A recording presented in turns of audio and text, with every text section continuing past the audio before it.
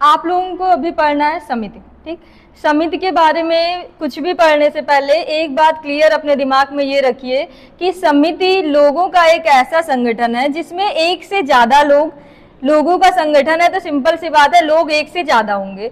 तो कुछ व्यक्ति जब अपनी जरूरतों या अपने उद्देश्यों को पूरा करने के लिए एक साथ मिलकर काम करते हैं तो ऐसे किसी भी संगठन को समिति बोला जाता है। अब दो चीजें हैं कि पहला कौन सी जरूरतें और कैसी जरूरतें, और दूसरा कि आप साथ में काम क्यों करें। दो क्वेश्चन आते हैं यहाँ पे। तो जरूरतों का जहां तक है, आप जानते हैं मनुष्य एक सामाजिक प्राणी है, समाज में रहना है और समाज में रहने के लिए आपको समाज के साथ मिलकर रहना पड़ेगा। और आप एक सामाजिक प्राणी हैं, इसलिए आपके जीवन की कुछ आवश्यकताएं होंगी, कुछ उद्देश्य होंगे और कुछ ऐसी जरूरतें होंगी जिनको पूरा करना समाज में आपकी जगह को व्यवस्थित रूप से बनाए रखने के लिए जरूरी होगा। अब आपको उद्देश्य पूरा करना जरूरी है तो आप हर कोशिश करेंगे उस उद्देश्य को पूरा करने की, या सिंपल बोले तो उस काम को पूरा करने की।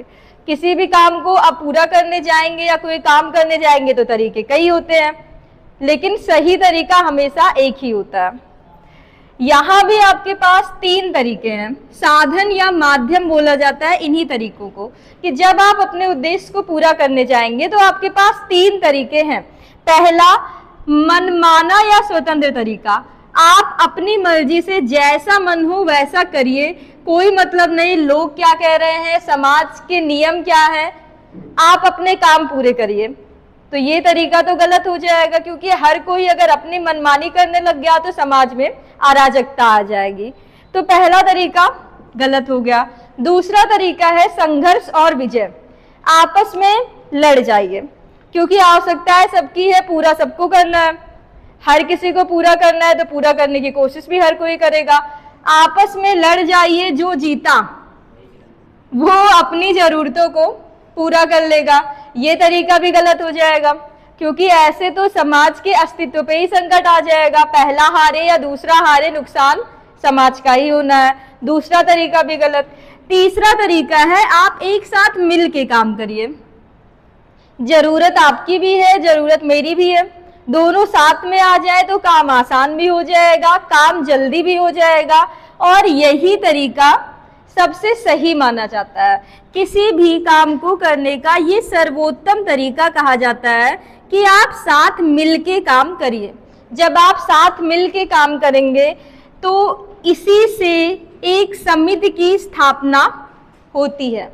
तो अगर परिभाषित करना हो तो आप क्लियरली बोल सकते हो कि समिति लोगों का एक ऐसा संगठन है या समिति व्यक्तियों का एक ऐसा संगठन है जो किसी निश्चित उद्देश्य की पूर्ति या प्राप्ति के लिए एक साथ मिलकर काम करते हैं। समझ में आया ये? अब समिति क्लियर डेफिनेशन ये है उसकी कि समिति लोगों का एक संगठन है जो किसी निश्चित उद्देश्य की पूर्ति या प्राप्ति के लिए एक साथ मिलकर काम करते हैं।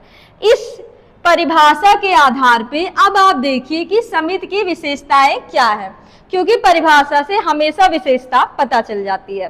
पहली लाइन में बोली थी समिति की स्थापना तब होती है जब लोग किसी काम को पूरा करने के लिए एक साथ आते हैं, तभी समिति की स्थापना हो रही है। सहयोग के लिए जरूरी है कि आप एक साथ आए। तो पहली विशेषता है समिति व्यक्तियों का एक संगठन है। व्यक्ति होंगे तभी साथ आएंगे और तभी समिति बनेगी। दूसरी विशेषता है विचार पूर्वक स्थापना, अपने आप नहीं स्थापित हो जाएगी। क्या आपको ये पता है कि आपको भी ये काम करना है, सामने वाले को भी एक काम करना है, लेकिन जब तक आप दोनों एक साथ मिलके बात नहीं करोगे, एक प्लानिंग नहीं करोगे, क्या समिति बन पाएगी? कोई भी काम करने से पहले आपको कुछ विचार करने होते हैं और आप तो किसी काम को सही तरीके से पूरा करना चाह रहे हो, तो अगर काम को ढंग से पूरा करना है तो प्लानिंग तो पहले करनी पड़ेगी। इसीलिए बोला जाता है समिति हमेशा एक विचार पूर्वक स्थापना से बनती है। ठीक है, अगली है निश्चित उद्देश्य। विशेषता में ये चीज है, परिभाषा में भी ये था कि आप समिति बनाए ही इसलिए थे क्योंकि आपके कुछ जरूरतें हैं, कुछ आवश्यकताएं हैं, कुछ उद्देश्य है और उनको आपको पूरा करना है। तो निश्चित उद्देश्य है। ऐच्छिक सदस्यता। ऐच्छिक का मतलब होता है आप अपने मुताबिक हमसे जुड़ने या समिति से जुड़ने के लिए स्वतंत्र हैं। आप चाहे तो आप जुड़ेंगे, आप नहीं चाहे तो आप नहीं जुड़ेंगे। ऐच्छिक इसलिए है कि जरूरतें आपकी जिस समिति से पूरी होंगी आप उसी से जुड़ेंगे। आपको मान लीजिए अगर आपको दुर्गा पूजा समिति के बारे में आप लोग सुने हैं ना, तो दुर्गा पूजा में अगर मूर्ति स्थापित करनी है तो आप दुर्गा पूजा समिति से ही जुड़ेंगे, क्योंकि वो आपके जो उद्देश्य है उसको पूरा करने का साधन है।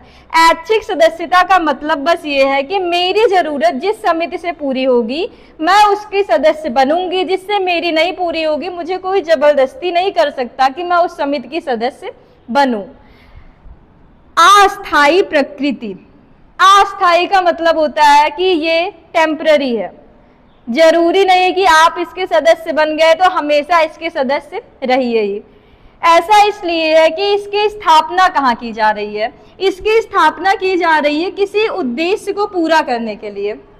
तो आप उस समिति के सदस्य कब तक रहेंगे? जब तक आपका उद्देश्य पूरा ना हो। आपका उद्देश्य पूरा हुआ और आप समिति को छोड़ देंगे। समिति एक काम को या किसी उद्देश्य को पूरा करने के लिए बनाई जा रही है, जैसे वो काम पूरा हुआ समिति भंग हो जाती है या समिति टूट जाती है। औपचारिक संगठन और निश्चित नियम दोनों एक साथ समझिए। औपचारिक संगठन वो होता है जिसमें हर किसी के देखा जाए तो कुछ नियमों से आप बंधे होते हैं।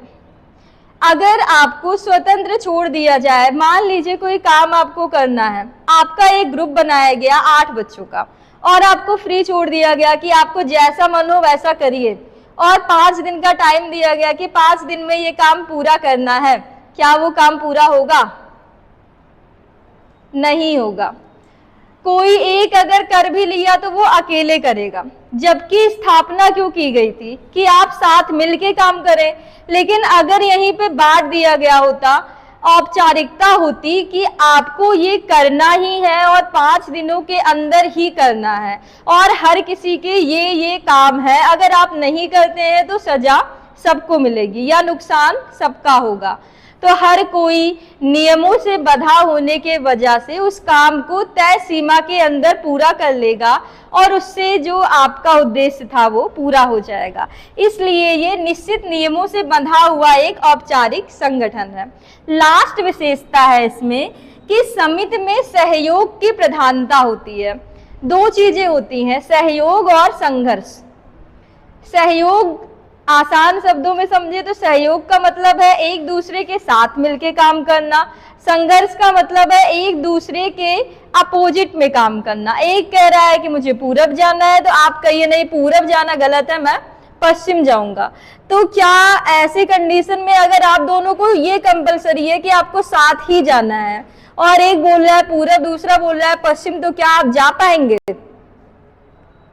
इसीलिए ये बोला जाता है कि समिति में सहयोग होना चाहिए, क्योंकि आपको उद्देश्य अपने साथ में ही पूरे करने हैं। और अगर आपके बीच सहयोग नहीं हुआ, कोऑर्डिनेशन नहीं हुआ, कोई कुछ कहेगा कोई कुछ कहेगा, तो जो काम आपको करना है वो काम कभी पूरा नहीं हो पाएगा। इसलिए समिति में हमेशा सहयोग ज्यादा होना चाहिए और संघर्ष कम होना चाहिए। ऐसा नहीं है कि संघर्ष नहीं होगा, कोई भी व्यवस्था है तो उसमें संघर्ष जरूर होगा, लेकिन यहाँ पे लिखा है प्रधानता। सहयोग संघर्ष से ज्यादा मजबूत होना चाहिए। अगर आपके बीच कुछ मतभेद है भी तो आप उनको निपटा के साथ आइए और काम करिए। तो ये आपका आज का टॉपिक था, समिति। समझ में आया?